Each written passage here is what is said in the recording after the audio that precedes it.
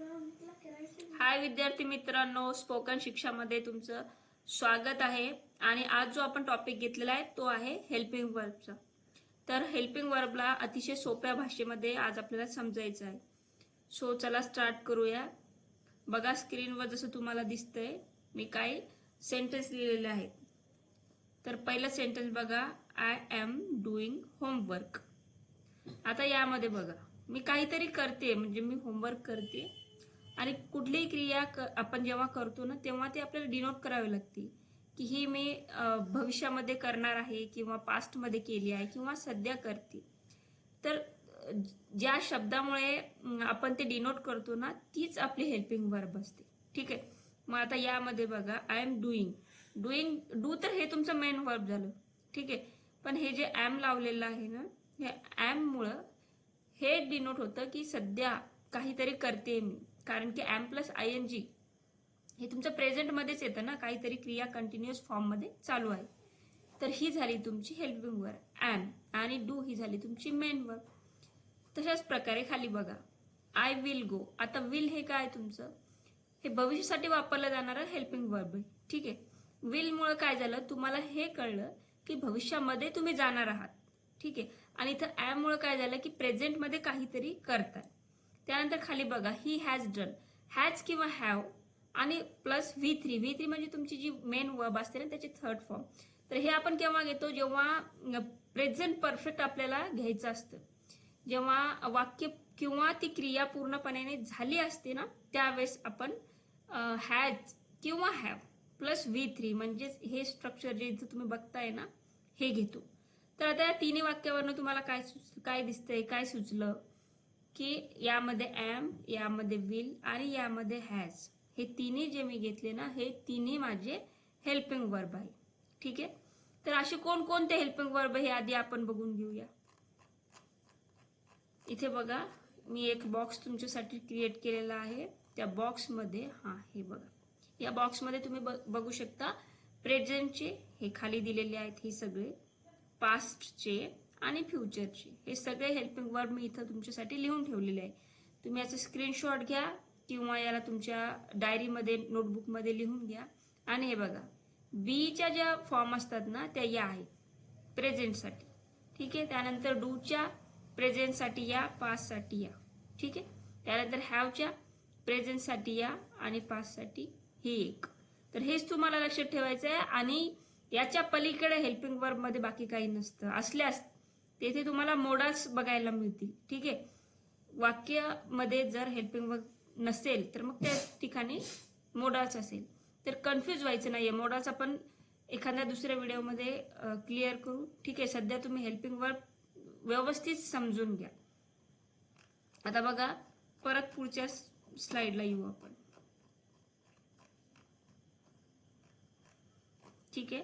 आता बघा मी जसं तुम्हाला त्या बॉक्समध्ये टू बी, टू डू यांची जी रूपं दिलीत ना, फॉर्म दिलीत ना, तर ही जी फॉर्म तुम्हाला खाली दिसते ना ही टू डू ची आहे. तर आता यामध्ये बघा कोणकोणते आहे, डू आहे, डज आहे आणि डीड आहे. जसं मी तुम्हाला सांगितलं तसं डू आणि डज हे असतं आपलं प्रेझेंटसाठी आणि डीड असतं आपल्या पास्टसाठी. ठीक आहे. तर आता याचे एक्झाम्पल बघा खाली, आय लर्न, मी शिकतो. ठीक आहे. आता शिकणे इथे तुमची मेन वर्ब झाली. डू आय लर्न याचं मी क्वेश्चन जर तयार केलं तर डू आय लर्न म्हणजे क्वेश्चन मध्ये आपण डू नेच क्वेश्चन विचारतो. ठीक आहे. तर ही डू झाली माझी हेल्पिंग वर्ब. तुमची हेल्पिंग वर्ब ही सहसा तुमच्या मेन वर्बच्या सोबतच असते. कधी कधी असं होतं की त्यामध्ये जर वाक्यामध्ये तुमची मेन वर्ब नसेल तर त्या ठिकाणी जी तुमची हेल्पिंग वर्ब असते ना ती मेन वर्ब सारखं काम करते. ठीक आहे. जर मी इथं आय डू केला असतं फक्त, सपोज तुम्हाला कुणी प्रश्न विचारला तू करतोस का, तर त्या ठिकाणी जर मला असं म्हणायचंय की हो मी करतो, यस आय डू, तर त्या ठिकाणी तुमची दुसरी कोणती मेन वर्ब नाहीच ना. त्या ठिकाणी जे डू आहे ना तुमचं तेच तुमचं मेन वर्ब सारखं काम करते. तर हे पण तुम्हाला समजून घ्यायचंय. ठीक आहे. चला नेक्स्ट सेंटेन्स बघू आता.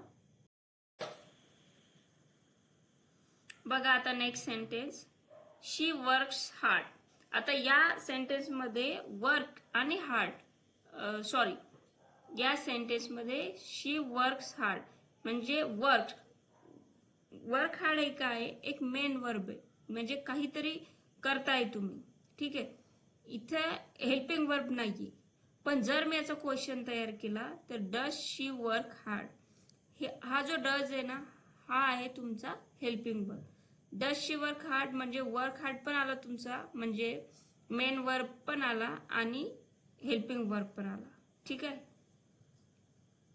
खाली बघा, वाय डू यू नॉट गो. आता यामध्ये बघा, डू आणि गो. गो काय तुमची मेन वर्ब आहे आणि डू ही तुमची helping verb. Why do you not go म्हणजे तुम्ही का जात नाही, ठीक आहे. Kedar went to the garden. आता Kedar went to the garden मध्ये कुठेच डू, डज, डीड असं काही आलं नाहीये. सरळ सरळ सांगितलेलं आहे, स्टेटमेंट दिलेलं आहे की केदार हा गार्डन मध्ये गेला. तर ही जे वेंट, हा जो वेंट आहे ना, हा झाला तुमचा मेन वर्ब, ठीक आहे. खाली बघा, याच जर मी क्वेश्चन तयार केलं तर did Kedar go to the garden. आता कसं असतं ना, सेकंड फॉर्मचा जेव्हा आपण क्वेश्चन तयार करतो त्यावेळेस त्याची फर्स्ट फॉर्म लागते. म्हणजे वेंटची फर्स्ट फॉर्म गो आणि डीडने आपण प्रश्न विचारतो, कारण ती पास्ट आहे ना, त्यामुळे आपल्याला डीडने सुरुवात करावी लागते. So did Kedar go to the garden. Did हे झालं तुमची हेल्पिंग वर्ब आणि गो हा झाली तुमची मेन वर्ब. हे मी तुम्हाला त्या बॉक्समध्ये दिलेलं आहे, नंतर तुम्ही त्याला बघा. हे सगळे जे हेल्पिंग वर्ब आहे ना त्या बॉक्समध्ये आहेत. आता खाली बघा, हे सेंटेन्स थोडं वेगळं आहे. Do come. आता इथे प्रश्नासाठी याचा वापर केलेला नाहीये. तर इथे ना तुम्हाला एखादी गोष्ट अशी फोर्सफुली जेव्हा करायला लावतात, डू कम म्हणजे तुम्हाला यायचंच आहे. बऱ्याच वेळेस इन्व्हिटेशन कार्डमध्ये तुम्ही बघितलं असेल, खाली असतं दिलेलं डू कम म्हणजे प्लीज या, कृपया या, किंवा तुम्हाला येणं कंपल्सरी आहे. तर त्यासाठी याचा वापर केलेला आहे. तर इथे पण मेन वर्ब आणि हेल्पिंग वर्ब सोबत आहे, ठीक आहे. नेक्स्ट बघू.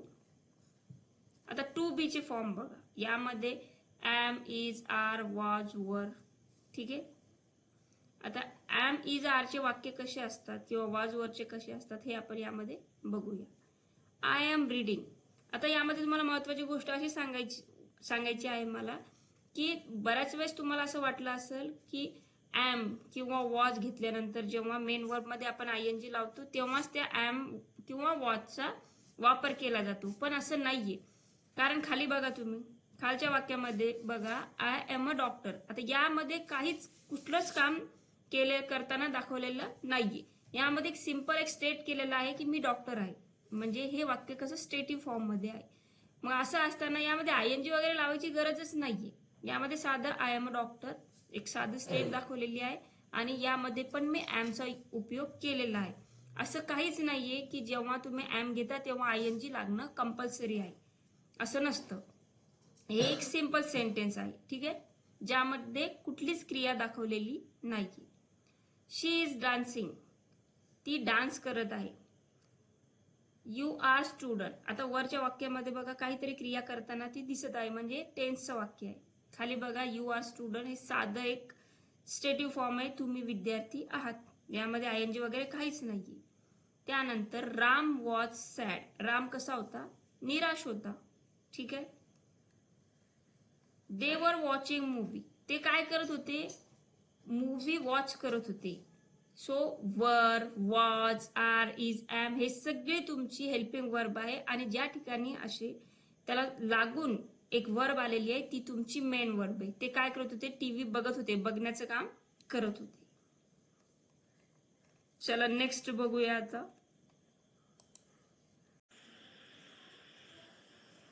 आता बघा, टू हॅव.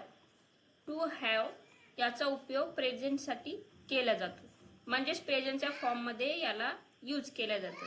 मग आता खाली वाक्य बघा, शी हॅज 10 बुक्स. मग या ठिकाणी हॅज का बरं घेतलं, हॅव का नाही घेतलं, तर ते तुमच्या सब्जेक्टवर डिपेंड असतं. First person singular, third person singular, plural, त्या हिशोबाने आपल्याला इथे ही वर्ब घ्यावी लागते. तर शी आहे म्हणजे थर्ड पर्सन सिंग्युलर आहे, म्हणून इथं हॅजचा उपयोग करण्यात आला. याऐवजी जर इथं आय असतं तर इथं आपण हॅव घेतलं असतं, ठीक आहे. शी हॅज 10 बुक्स हे एक साधं स्टेटिव्ह फॉर्म मधलं सेंटेन्स आहे. यामध्ये कुठलीच क्रिया करत नाहीये सब्जेक्ट. त्याच्याजवळ काहीतरी आहे, त्याच्याजवळ 10 बुक्स आहेत. ठीक आहे. मग यामधली तुमची वर्ब जी असेल ही असेल हॅज. ठीक आहे. आता खाली बघा, Kedar has done his homework. आता यामध्ये हॅज प्लस V3 आलेलं आहे, म्हणजे हा ना प्रेझेंट परफेक्टचं सेंटेन्स आहे. म्हणजे परफेक्ट मध्ये काय असतं, प्रेझेंट परफेक्ट मध्ये कुठली तरी एक क्रिया पूर्णपणे झालेली असते. तर Kedar has done his homework म्हणजे केदारने त्याचा होमवर्क केला आहे. तर Kedar has done, has plus V3 किंवा हॅव प्लस V3 जेव्हा आपण घेतो तेव्हा ती क्रिया झालेली असते असं आपण डिनोट करतो.